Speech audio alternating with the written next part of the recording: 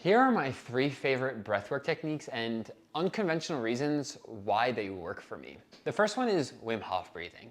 So if you've spent any duration of time on the internet in the health and wellness space, you've likely come across this, but simply put, you kind of just make yourself hyperventilate. And when you get to the peak of Wim Hof breathing, it elicits this chemical response in the brain that for me feels very much like a runner's high, and I enjoy that feeling. I don't run all that much, but I get the same sensation, the same feeling from cycling and from intense resistance training sometimes as well. And the thing to understand about me is that I have an addictive type of personality.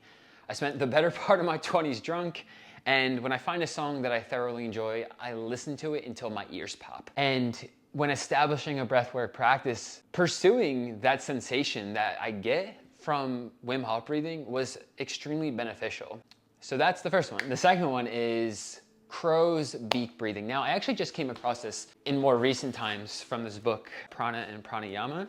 And essentially with the breathwork technique, what you do is you purse your lips together and you breathe in through your mouth, right, your mouth, and then you breathe out through your nose and you take a peek at the tip of your nose. So, and when I get deep into practicing this breath work, it starts to feel like, for anybody who's smoked a lot of cannabis in their day, like I'm taking a joint or taking a hit of a joint. So, and I'm like holding it in, trying to retain as much of the inhalation as I can to get higher or whatever my 17-year-old brain was going through at the time. So when I get deep into the practice, it really feels like I'm just breathing in air. It feels like I'm smoking a joint, and it's quite entertaining for me. And it allows me to keep going because I'm getting so much joy from the correlation my mind is coming up with, and all I'm doing is sitting here breathing. And then the third one is Ujjayi breathing. Now for this one, it's all nasal breathing, and so you breathe in through your nose, contract your throat muscles, and breathe out. And when you do,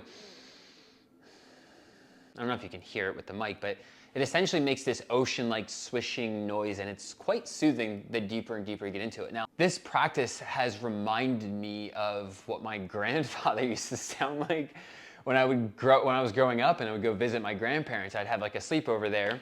The next morning, my grandfather would be sitting there going to town on the morning paper. I mean, just like reading all of it, or at least it sounded that way because his breathing sounded very much like Ujjayi breathing. Now, it was much more rapid, but I mean, it sounded like he was so invested because of his breathing in the morning paper that it just reminds me of that. And again, it's a level of entertainment that my mind gets from a memory as I'm sitting here just breathing air.